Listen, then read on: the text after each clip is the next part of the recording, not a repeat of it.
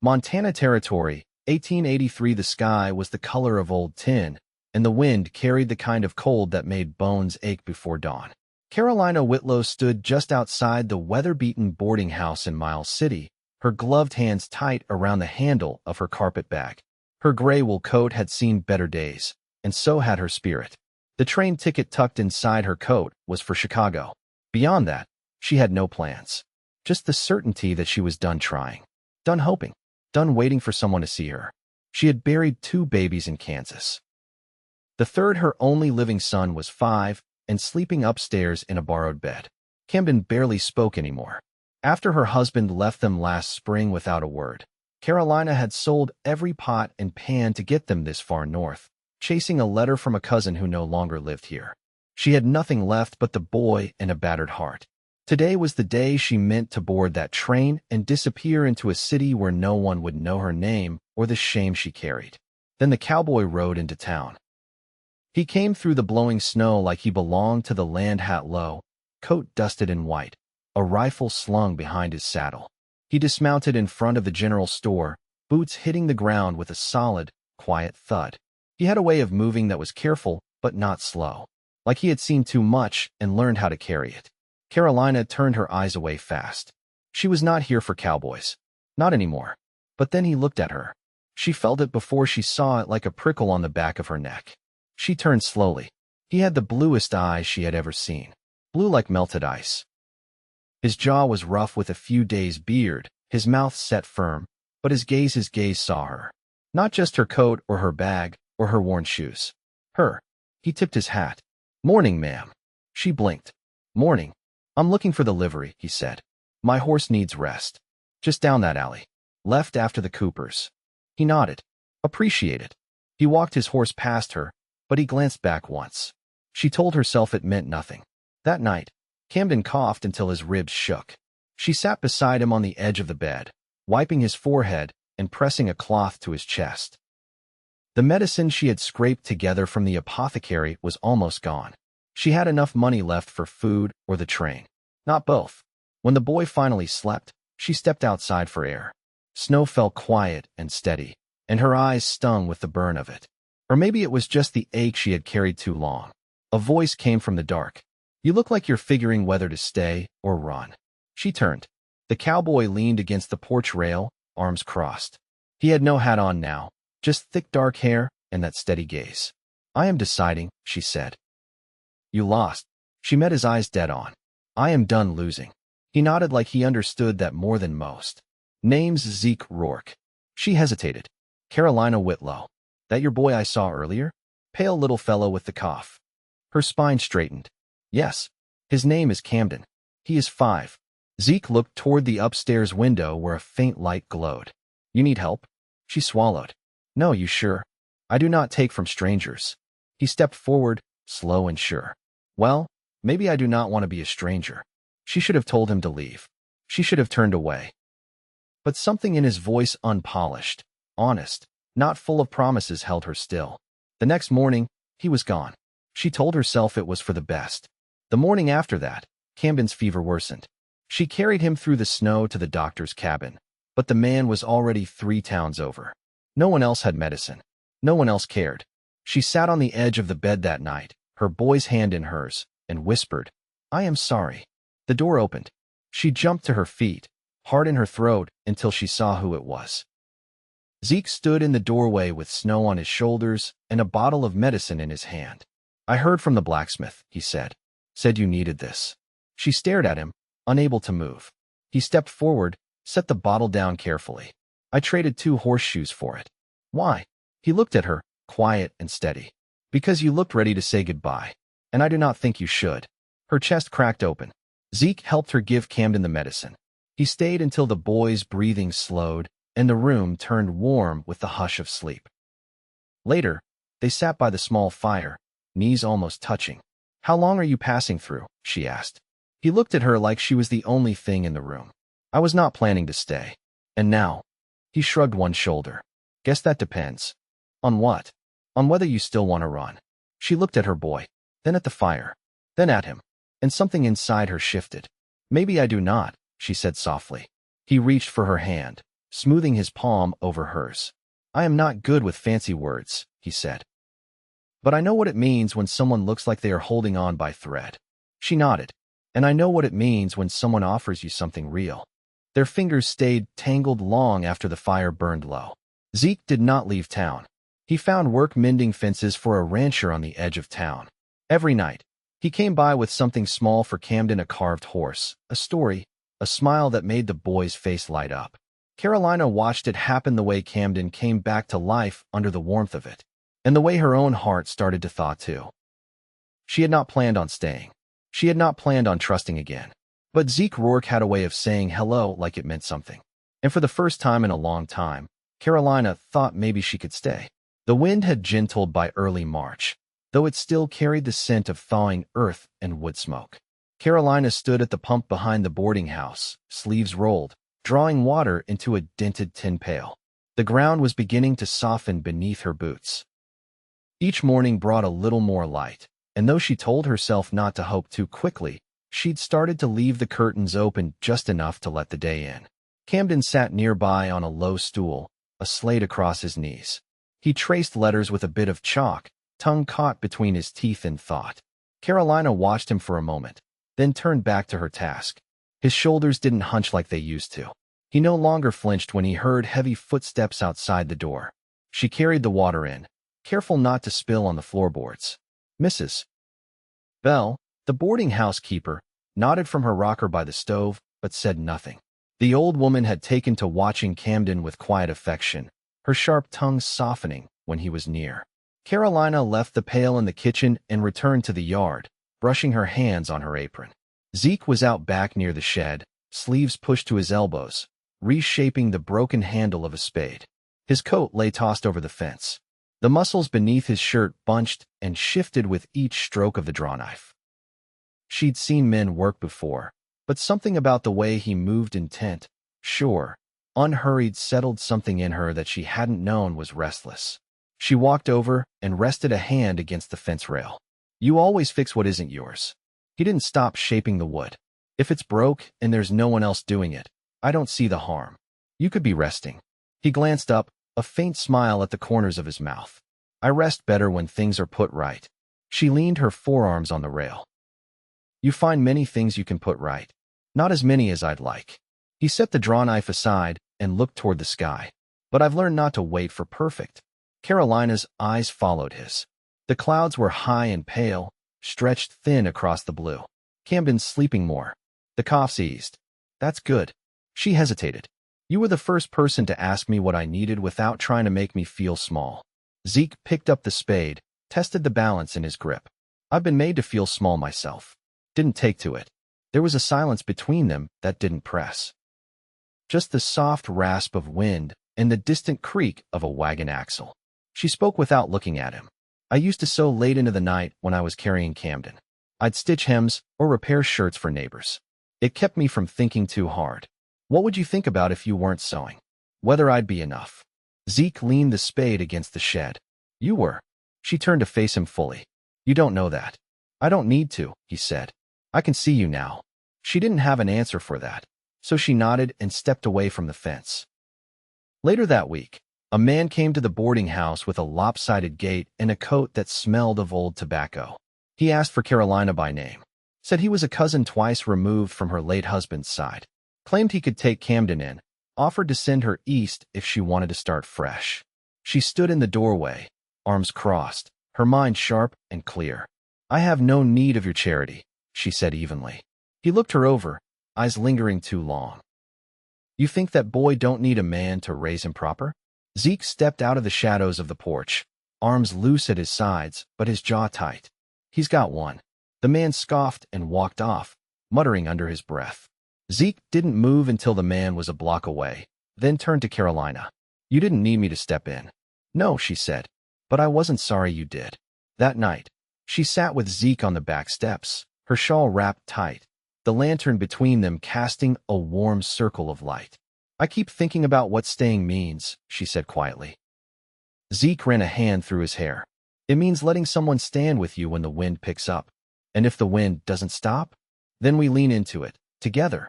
She looked down at her folded hands, then back at him. I'm not whole.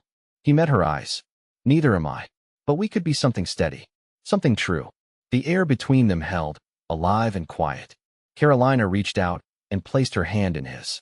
Then let's see what we can build. Zeke's fingers closed around hers, solid and sure. From the upstairs window, a soft laugh drifted down Camden, dreaming without fear. And for the first time since the world had changed beneath her feet, Carolina leaned into the warmth beside her and let herself believe she belonged. By early May, the river ice had broken and the cottonwoods unfolded their first pale green leaves. Carolina stood in front of the schoolhouse, watching Camden chase a stick through a patch of dry grass with two other boys. He still didn't speak much, but he laughed now, full and bright, and that laugh had become her favorite sound. Miss Dwyer, the new schoolteacher from Ohio, stepped outside with her shawl drawn tight. He's sharp, she said. Knows his letters better than most twice his age. Carolina smiled without turning. He taught himself with a broken slate and a stub of chalk. I just kept the slate clean. Later, she walked back toward Main Street with a basket of mended shirts tucked under her arm. The sun was high, and the breeze carried a trace of lilac from the bush behind the blacksmith's. She passed the livery and slowed when she saw Zeke kneeling beside a wagon wheel, his hands black with grease, his shirt damp at the collar. You always find a way to ruin your sleeves, she said. He glanced up with a half grin. You always find a way to patch mine. She stepped to the edge of the stall. I mended your cuffs yesterday. I noticed. Figured I'd give you something else to work on. I've a mind to let them stay torn. He stood, wiping his hands on a rag. Then I'll just wear them ragged. Might make a name for myself. She tilted her head. What kind of name? Depends. You planning to stay long enough to find out? She didn't answer right away. Instead, she reached into her basket and pulled out a small bundle wrapped in cloth. You never take time for supper. He opened it slowly. Biscuits, with salt pork. Cooked them before sunup. He looked at her then, not just at the food. You always feed the whole town? No, she said. Just the part that makes my boy smile. That night, once Camden had fallen asleep with his knees tucked under the quilt and one hand curled around a wooden horse, Carolina stepped outside and crossed the street barefoot, skirts lifted from the damp road. Zeke leaned against the fence behind the livery, a pipe in one hand, though it wasn't lit. You don't smoke, she said. Just hold it sometimes. Habit from riding long days. She folded her arms. You ever think about leaving again? He tapped the pipe against his boot. Every now and then. Then I think of you looking over at me like I'm something steady. I don't think that, she said softly. I know it. He set the pipe down and rubbed the back of his neck. I don't have much, Carolina. Just my hands and what I can build with them. She stepped closer. I don't want what you don't have. He looked at her, like he was trying to read something between her eyes. Then what do you want? She reached for his hand and placed it against her waist, light and certain. I want to wake up with someone who sees me before I speak. I want Camden to grow up knowing what it looks like when trust is lived, not promised. His fingers tightened, reverent, not rushed. I can give you that. You already have. In the weeks that followed, she moved the mending basket to the porch behind the livery. Camden started calling Zeke by name. People in town stopped asking if she was passing through. One morning, she found a small box near the stove inside her room. Inside it, a silver brooch shaped like a fern leaf, simple and finely made. No note, just the brooch. She wore it that Sunday to the gathering at the Grange Hall. Zeke said nothing, just touched it once when they passed through the door, his thumb brushing the pin like he was sealing a promise already made. That evening, they sat on the porch while Camden slept on a blanket nearby, a pine cone clutched in one hand. The light was soft, the kind that made everything look like it was meant to last. Zeke didn't speak for a long while. Then, my father left us in Wyoming. Took the best horse and never looked back. She turned toward him. I used to think I had his blood, he said. Meant I'd leave too. Then why didn't you? He looked at her hand resting on his, their fingers still as stone. Because I saw what staying looks like when it's done right. She leaned her head against his shoulder. I never thought I'd live a life where someone chose me and didn't flinch. I'm not flinching. She smiled, eyes closed. Neither am I. The sky faded to violet behind the hills, and the sound of frogs rose from the riverbank. In the quiet, Zeke reached for her hand again, warm and worn and woven with hers. They didn't speak of forever. They just lived it. A pale orange light slanted through the window pane as Carolina pushed the flour across the table with the edge of her hand, kneading it into a thick dough. The kitchen was warm with the scent of yeast and wood ash, and her sleeves were rolled high above her elbows. She'd never made bread for anyone but Camden before. Now there were 2 mouths she measured for, and she'd started doubling the batches without thinking. Behind her, the kettle hissed faintly. She didn't turn when the back door creaked open. "You're early." She kept her voice even, but her mouth curved slightly. Zeke stepped in, dust clinging to his boots, the scent of sun and horses trailing after him. He set a small burlap sack on the table. "Brought you barley. Old man Riddle had extra. Said it was sprouting if you didn't give it away. I can grind it for broth." He nodded, then leaned against the doorframe, arms crossed. "Had a letter come through. From a man west of Judith Basin. Says he's hiring hands to drive cattle up toward Fort Benton. You thinking on it?" I was. Till I remembered the best part of the days here. She brushed her hands clean and met his gaze. "You ever miss the trail?" "Sometimes, but not enough to leave this." He stepped forward then, slow, careful. His hand grazed her wrist, thumb tracing the flour line along her skin. She didn't pull away. She hadn't in weeks. The space between them had shrunk quiet and natural, like water filling the cracks in stone. He nodded toward the stove. "You always make bread when you're thinking too hard." She dusted her hands. "I'm not thinking hard. Just steady." "About what?" "Camden." He asked if he could call you something other than Zeke. That stopped him. Did he say what? She hesitated, then met his eyes. He asked if he could say Pa, just once, to see how it fit in his mouth. Zeke's breath caught, not loud, but enough. His shoulders shifted, like something long carried had settled easier. "What did you say?" he asked. "I told him it wasn't mine to grant, but that he could ask you." Zeke stared at the floor, then looked up, voice quieter than she'd ever heard it. "You think I've earned that?" She stepped closer. "I think love doesn't wait for earned. It grows where it's planted." He didn't speak right away. "Then, I want to be that for him. For both of you." She reached up, brushing a streak of flour from his jaw. "You already are." The kettle gave a low whistle. Neither moved to it. That evening, she walked with him to the barn, Camden balanced on her hip. The boy had a habit now of wrapping his fingers in her braid when he was tired. His eyes stayed on Zeke, alert and certain. Zeke lifted him gently and set him on the hay bale near the tack wall. "This is where I keep the saddle I fixed for you." Camden touched the worn leather carefully, then turned, eyes wide. "Can I ride with you when the sun's high again?" Zeke crouched beside him. "You can ride with me whenever your ma says yes."